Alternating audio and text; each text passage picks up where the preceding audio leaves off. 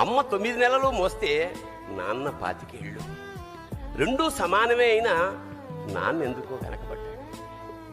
ఇంట్లో జీతం తీసుకోకుండా అమ్మ, తన జీతం అంతా ఇంటికే ఖర్చు పెడుతూ నాన్న, ఇద్దరి శ్రమ సమానమే అయినా అమ్మ కంటే నాన్న ఎందుకో వెనకబడ్డాడు.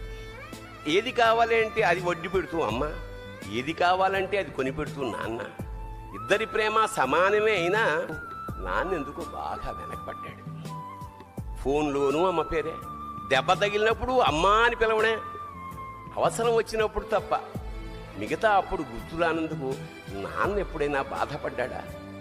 అమ్మకి అన్నో కొన్నో బంగారు నగలు, నాన్నకి బంగారం అంచున్న పట్టు పంచి ఒకటి.